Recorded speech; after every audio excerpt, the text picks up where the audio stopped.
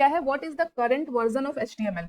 तो ये जो क्वेश्चन है ना, ये क्वेश्चन पर्सनली मुझे इंपॉर्टेंट लगता है, क्योंकि जब हम लोग कोई टेक्नोलॉजी सीखते हैं तो उसका लेटेस्ट क्या वर्जन चल रहा है, ये सारी चीजें हमें पता होनी चाहिए। और सिर्फ HTML ही नहीं, अगर आप CSS की इंटरव्यू दे रहे हो, जावास्क्रिप्ट की दे रहे हो, तो उस लैंग्वेज का अभी मार्केट में कौन सा लेटेस्ट वर्जन चल रहा है, उसके बारे में आपको पता होना चाहिए। हेलो एवरीवन, वेलकम और welcome back to my channel. तो मैंने अपनी कम्युनिटी पे कुछ दिन पहले एक पोस्ट डाला था कि मैं आप लोगों के लिए HTML, CSS और जावास्क्रिप्ट से रिलेटेड सारे इंटरव्यूज क्वेश्चन अपने चैनल पे लेके आने वाली हूँ। तो मैं आ चुकी हूँ, और आज के इस वीडियो में हम लोग HTML के इंटरव्यू क्वेश्चंस को देखेंगे, जो कि बिल्कुल बेसिक से एडवांस लेवल का क्वेश्चन होगा। इस वीडियो में मैं आप लोगों को एटलीस्ट 20 क्वेश्चंस बताऊंगी with answers and with explanation. Means कि इस वीडियो में बेसिक से एडवांस लेवल के जितने भी HTML क्वेश्चंस पूछे जाते हैं जॉब इंटरव्यू में, वो सारे हम लोग कवर करेंगे विथ एक्सप्लेनेशन। अगर आप गूगल पे सर्च करो HTML क्वेश्चंस, तो आपको बहुत ही कॉमन क्वेश्चंस मिलेंगे। What is HTML, full form of HTML, like that. तो वीडियो में एंड तक बने रहना, काफी हेल्पफुल होने वाला है आपके लिए, अगर आप लोग फ्रंट एंड या फिर वेब डेवलपमेंट की तैयारी कर रहे हो, जॉब इंटरव्यूज वगैरह दे रहे हो। तो चलिए वीडियो में आगे बढ़ते हैं। और जो लोग फर्स्ट टाइम मेरे चैनल पे आए हैं, उनसे मैं रिक्वेस्ट करूंगी कि प्लीज चैनल को सब्सक्राइब जरूर कर लेना, ताकि आप लोगों को इसी तरह के हेल्पफुल कंटेंट मिलते रहें। तो चलिए अभी वीडियो में आगे बढ़ते हैं। तो मैं बिल्कुल बेसिक क्वेश्चन से स्टार्ट करूंगी, और बाद में हम लोग इस वीडियो में या फिर और भी पार्ट आएंगे HTML क्वेश्चंस के, तो उसमें एडवांस लेवल के क्वेश्चन भी कवर होंगे। तो इस वीडियो में देखते हैं कि कहाँ तक कवर हो पाता है। तो चलिए अभी स्टार्ट करते हैं। तो सबसे पहला क्वेश्चन क्या है, what is the current version of HTML। ये क्वेश्चन पर्सनली मुझे इंपॉर्टेंट लगता है, क्योंकि जब हम लोग कोई टेक्नोलॉजी सीखते हैं तो उसका लेटेस्ट क्या वर्जन चल रहा है, ये सारी चीजें हमें पता होनी चाहिए। और सिर्फ HTML ही नहीं, अगर आप CSS की इंटरव्यू दे रहे हो, जावास्क्रिप्ट की दे रहे हो, तो उस लैंग्वेज का अभी मार्केट में कौन सा लेटेस्ट वर्जन चल रहा है, उसके बारे में आपको पता होना चाहिए। तो ये है हमारा फर्स्ट क्वेश्चन, एंड इसका आंसर बहुत सारे लोगों को पता होगा, बट जो फ्रेशर है शायद किन्हीं को नहीं भी पता होगा, तो वो लोग नोट डाउन कर सकते हैं।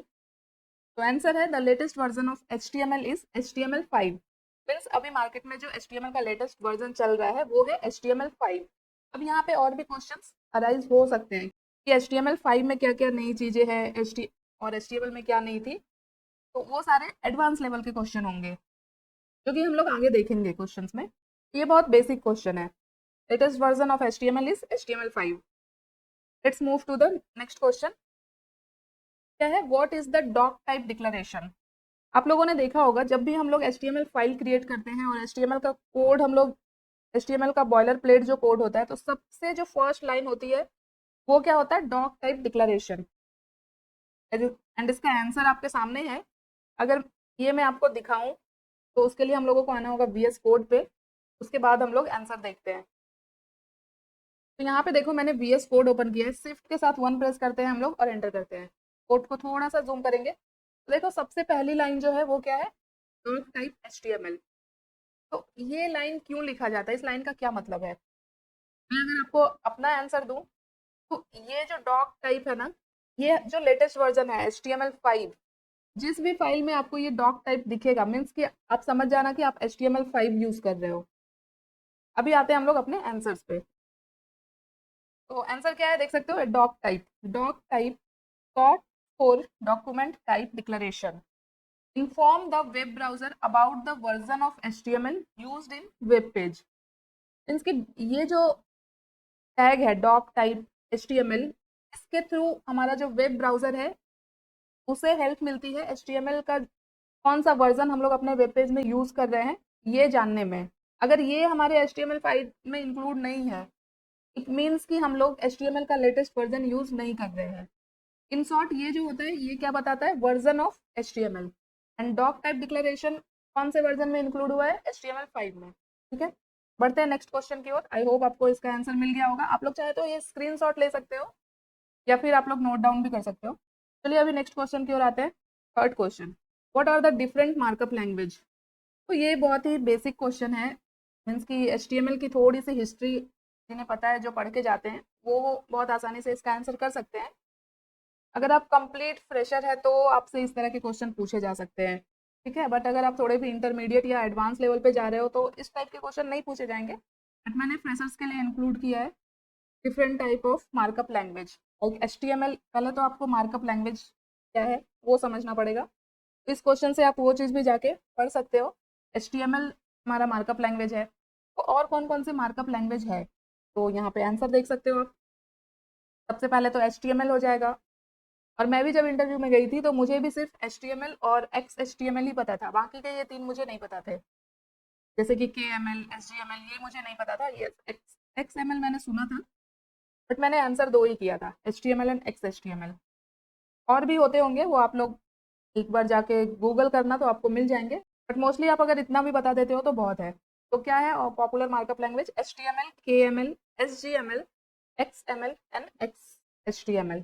इन सब के फुल फॉर्म भी यहाँ पे मैंने लिखे हैं, तो ये आप लोग स्क्रीनशॉट ले सकते हो।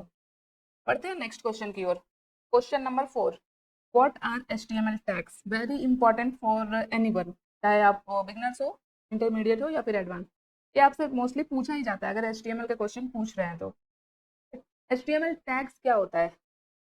यहाँ पे आते हैं आंसर पे। तो यहाँ पे देख सकते हो, ये पूरा एक डेफिनेशन मैंने लिखा है जो कि आप लोग रीड आउट कर सकते हो। HTML tags are building block of HTML document. किसी भी HTML डॉक्यूमेंट का बिल्डिंग ब्लॉक जो होता है वो टैग्स के थ्रू ही बनता है। Each HTML tag represent a specific element on page such as heading, paragraph, images, link and more।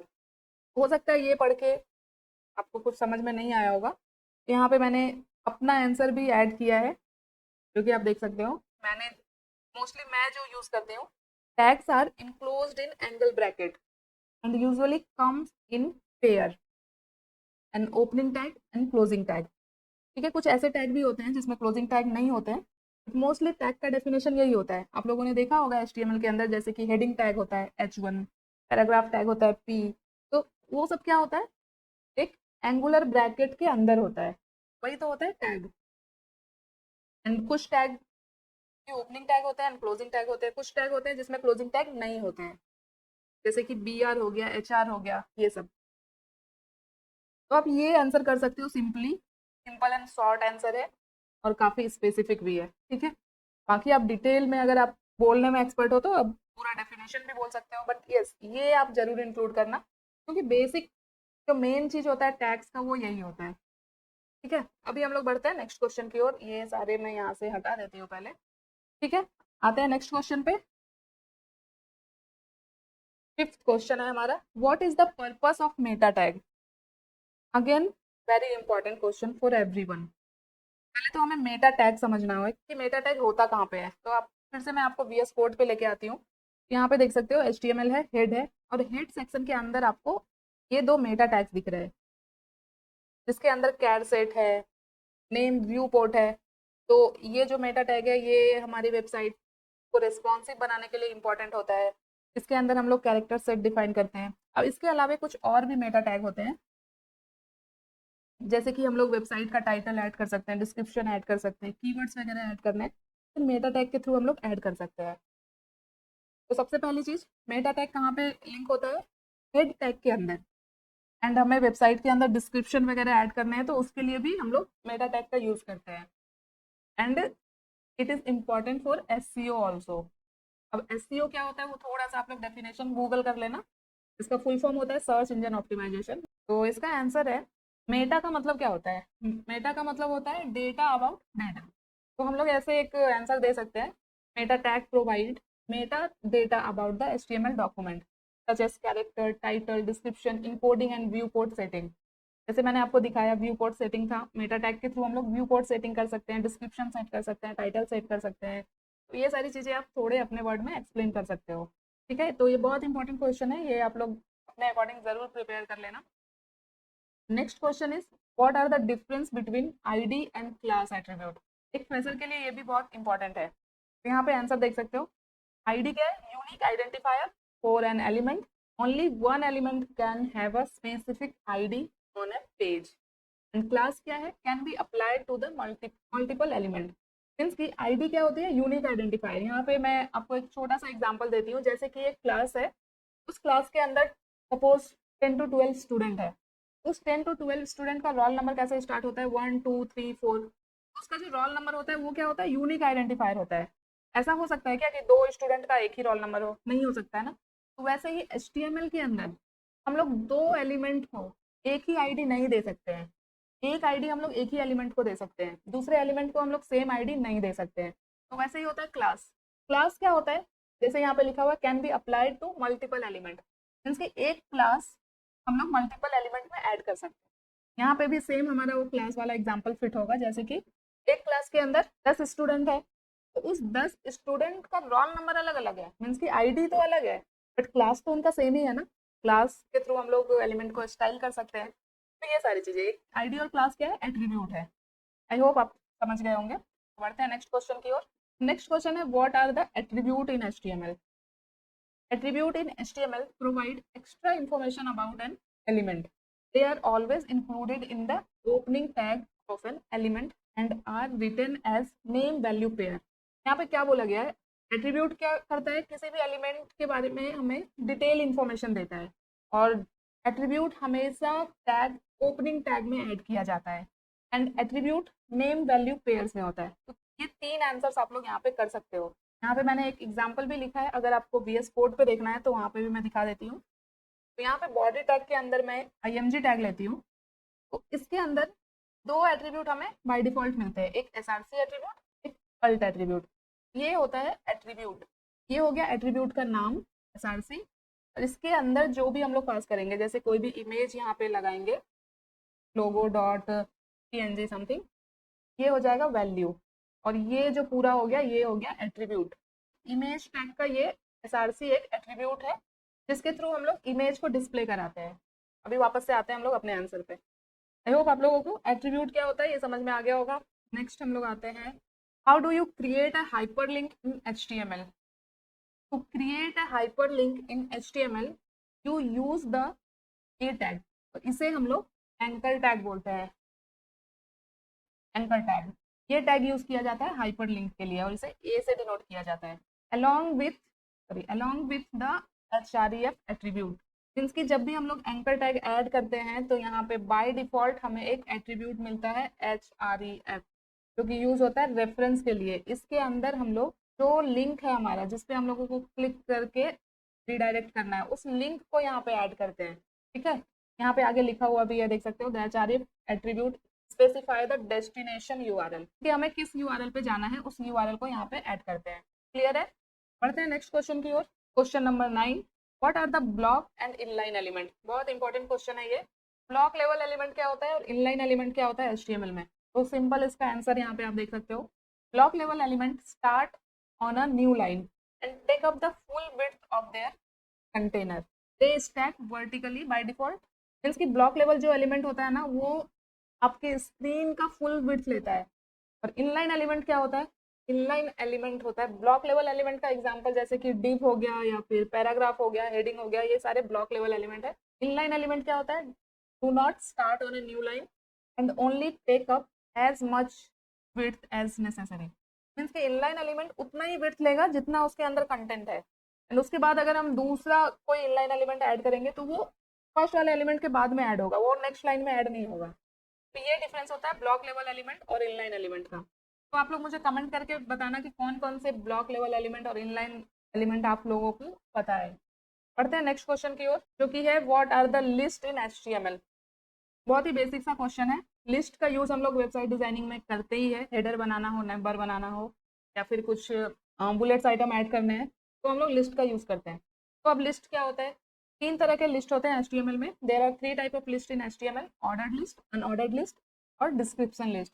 सबसे ज़्यादा जो हम लोग यूज़ करते हैं वो अनऑर्डर्ड लिस्ट का यूज़ करते हैं, और ये आप लोगों ने देखा होगा नैव बार बनाने के टाइम। तो अगर आप लोगों ने नैव बार बनाया होगा तो वहाँ पे मोस्टली आप लोगों ने UL टैग का ही यूज़ किया होगा। तो ये आप लोग थोड़ा सा डिटेल्स देख सकते हो कि ऑर्डर लिस्ट के अंदर क्या होता है, अनऑर्डर लिस्ट के अंदर क्या होता है, और डिस्क्रिप्शन लिस्ट के अंदर क्या होता है। अभी आते हैं नेक्स्ट क्वेश्चन पे। तो यहाँ पे देख सकते हो what is the purpose of alt attribute in IMG tag. अभी मैंने आपको दिखाया था एग्जाम्पल में, इमेज टैग के अंदर बाय डिफॉल्ट हमें एक अल्ट एट्रीब्यूट दिया जाता है। इसका पर्पस क्या होता है इस एट्रीब्यूट का? तो चलिए इसका आंसर देखते हैं। The alt attribute provide alternative, name से ही पता चल रहा है alt means alternative, alternative text for an image if it cannot be displayed. It is also used for accessibility and SEO. कभी कभी क्या होता है, आप लोगों ने कई वेबसाइट पे देखा होगा, जब हमारा वेबसाइट ओपन होता है तो इमेज का एक प्लेस होता है, बट वहाँ पे इमेज डिस्प्ले नहीं हुआ रहता है, एक छोटा सा इमेज का आइकन हमें बस दिखता है।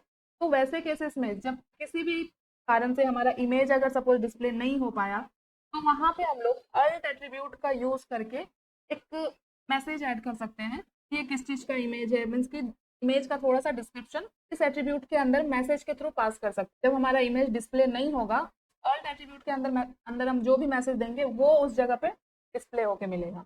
तो ये इंपॉर्टेंट होता है एसईओ के लिए, ये होता है अल्ट एट्रीब्यूट, ये भी काफी इंपॉर्टेंट है। नेक्स्ट क्वेश्चन है, explain the difference between strong and EM tag. तो सबसे पहली चीज, एचटीएमएल के अंदर फॉर्मेटिंग टैग्स होते हैं। फॉर्मेटिंग टैग्स क्या होता है, ये आप लोग थोड़ा सा गूगल कर सकते हो। जैसे हम लोग वर्ड के अंदर टेक्स्ट फॉर्मेटिंग करते हैं, जैसे कि टेक्स्ट को बोल्ड करते हैं, अंडरलाइन करते हैं, इटैलिक करते हैं, सेम वैसे ही एचटीएमएल के अंदर भी होता है, बट उसके लिए हम लोग टैग का यूज करते हैं। तो यहाँ पे स्ट्रॉन्ग और ईएम जो है सेम फॉर्मेटिंग टैग है। अभी इसका आंसर देखते हैं, तो देख सकते हो, the strong tag highlight the text with strong importance and typically display it in bold. अगर हम लोग किसी टेक्स्ट को स्ट्रॉन्ग टैग के अंदर लिखेंगे तो वो टैग कैसा दिखेगा, बोल्ड दिखेगा। जैसे कि यहाँ पे ये क्वेश्चन लिखा हुआ है, ये आंसर लिखा हुआ है। तो कभी कभी वेबसाइट में कुछ ऐसे वर्ड्स होते हैं जिसे हमें हाईलाइट करना होता है, जिसका कुछ इंपॉर्टेंस होता है, तो उसे हम लोग स्ट्रॉन्ग टैग के अंदर ऐड करते हैं। ईएम टैग क्या होता है, EM tag use for emphasize text and usually render it in italic। Means की ईएम टैग यूज होता है टेक्स्ट को इटैलिक करने के लिए। ईएम टैग के अंदर हम लोग जो भी टेक्स्ट लिखेंगे वो इटैलिक में प्रिंट होगा। क्लियर है? बढ़ते हैं नेक्स्ट क्वेश्चन की ओर। Which HTML tag use to display a table. HTML के अंदर टेबल भी डिफाइन बना सकते हैं हम लोग, उसके लिए कौन कौन से टैग यूज होते हैं, देख सकते हो। टेबल को डिस्प्ले कराने के लिए सबसे पहले हमारे पास होता है टेबल टैग, उसके अंदर टीआर टैग होता है रो बनाने के लिए, और टीआर के अंदर मल्टीपल टीडी टैग होते हैं फॉर कॉलम्स। एक रो के अंदर मल्टीपल कॉलम्स हो सकते हैं इस तरह से, जैसे कि ये हमारा एक रो है, इसके अंदर हम लोग मल्टीपल कॉलम्स बना सकते हैं। ये देखो 4 कॉलम हो गया, तो ये हो गया टीआर, ये हॉरिजेंटली होता है टीआर, और ये जो होता है कॉलम्स होते हैं। तो एक टीआर के अंदर हम लोग मल्टीपल टीडी ऐड कर सकते हैं कॉलम्स के लिए। और caption tag to add the title और कैप्शन फॉर टेबल। आप लोग बचपन में टेबल बनाते होगे तो नीचे में कुछ कैप्शन ऐड करते होगे, ये जो टेबल है किसके लिए है, तो के लिए हम लोग कैप्शन टैग का यूज करते हैं। ठीक है, बढ़ते हैं नेक्स्ट क्वेश्चन की ओर। What is the field set tag used for HTML form. अब हम लोग आ चुके हैं एचटीएमएल फॉर्म के अंदर, जो कि बहुत इंपॉर्टेंट है वेब डेवलपमेंट में। फॉर्म से, एचटीएमएल फॉर्म से रिलेटेड आपसे बहुत क्वेश्चन पूछे जा सकते हैं, क्योंकि वेबसाइट के अंदर हम लोग फॉर्म तो बनाते ही हैं। डिफरेंट डिफरेंट वेबसाइट में डिफरेंट डिफरेंट टाइप के फॉर्म हो सकते हैं, डिफरेंट डिफरेंट इनपुट हो सकता है।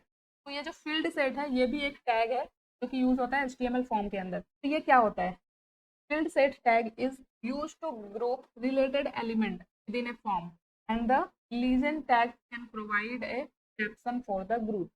आप लोगों ने किसी वेबसाइट पे कभी देखा होगा कुछ इस तरह का फॉर्म होता है, ये एक पूरा फॉर्म होता है, ठीक है? और इसके अंदर कुछ सेक्शन बने होते हैं इस तरह से, ये एक सेक्शन हो गया, ये दूसरा सेक्शन हो गया। ये जो फॉर्म के अंदर जो हम लोग इस तरह से पार्ट डिवीजन करते हैं ना, ये होता है फील्ड सेट।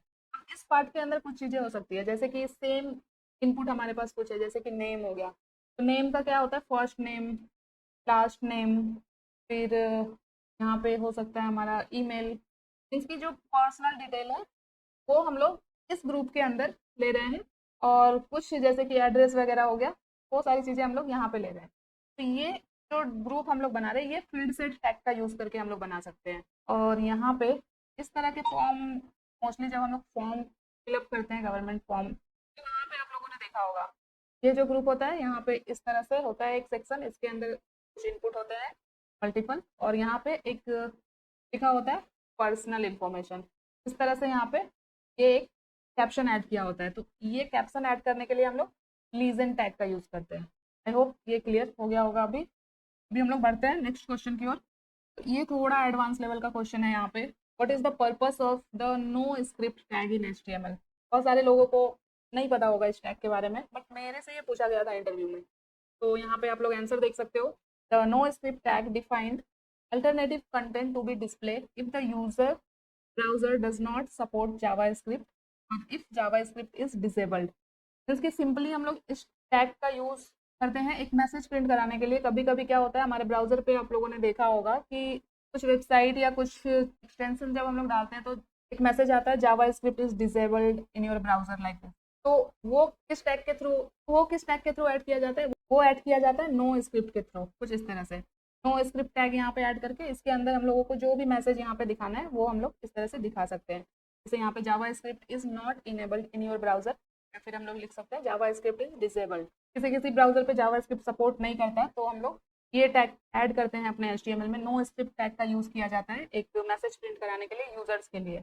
इसे आप लोगों को डिटेल में पढ़ना है तो आप लोग थोड़ा गूगल कर सकते हो, बट इन शॉर्ट आप लोग इतना भी बोलोगे तो चलेगा। तो अभी बढ़ते हैं हम लोग नेक्स्ट क्वेश्चन पे। देखते हैं नेक्स्ट क्वेश्चन क्या है। What is the difference between B and strong tag. हम लोगों ने पहले देखा कि स्ट्रॉन्ग एंड EM टैग।